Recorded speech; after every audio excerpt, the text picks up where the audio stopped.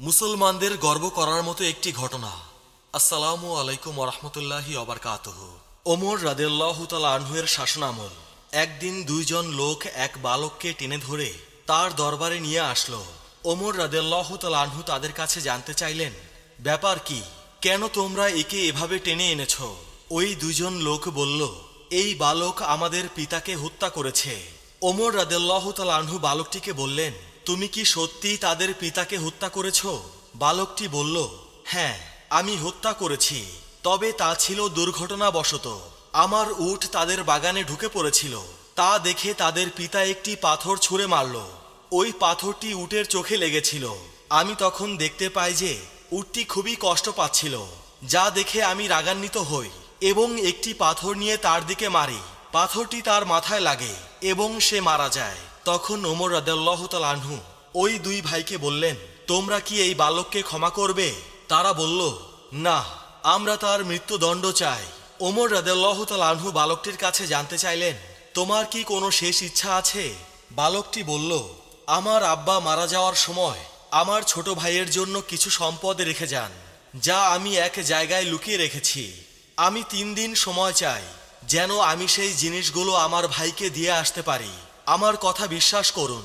ওমর রাদিয়াল্লাহু তাআলা আনহু বললেন, আমি তোমাকে বিশ্বাস করতে পারি যদি তুমি একজন জামিন জোগাড় করতে পারো, যে নিশ্চয়তা দেবে যে তুমি ফিরে আসবে। বালকটি দরবারের চারদিকে তাকালো। এত মানুষের মধ্যে কেউই তার জামিন হলো না। সবাই নিচের দিকে তাকিয়ে রইল। হঠাৎ দরবারের পেছন থেকে একটি হাত উঠল। প্রিয় ভাই ও বোনেরা, ধারণা করুন তো ওই হাতটি কার ছিল? ওই হাতটি ছিল প্রখ্যাত সাহাবী আবু যর গিফারী রাদিয়াল্লাহু তাআলা আনহুয়ের। তিনি বললেন, আমি তার জামিন হব। চিন্তা করুন, এই জামিন হওয়া মানে হলো যদি বালকটি ফিরে না আসে তবে আবু যর গিফারী রাদিয়াল্লাহু তাআলা আনহুয়ের শিরচ্ছেদ করা হবে। এরপর বালকটিকে ছেড়ে দেয়া হলো। একদিন গেল, দ্বিতীয় দিনেও বালকটি আসলো না। এরপর তৃতীয় দিনে দুই ভাই আবু যর গিফারী রাদিয়াল্লাহু তাআলা আনহুয়ের কাছে এলো।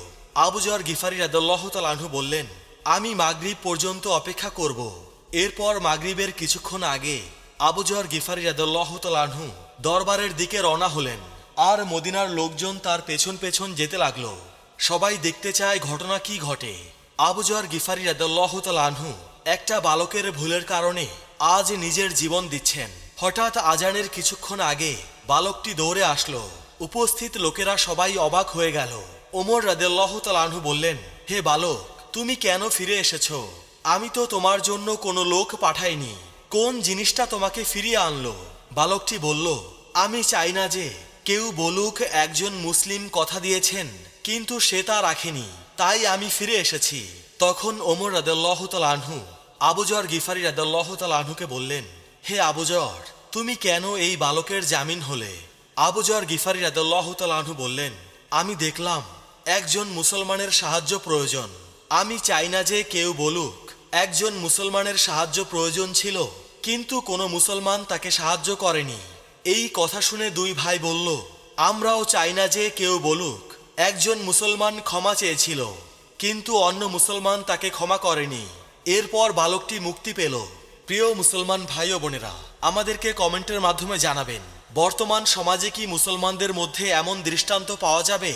আর যারা ইসলামকে বিভ্রান্ত করার চেষ্টা করে তারা যেন দেখে নেয় ইসলামের সৌন্দর্য।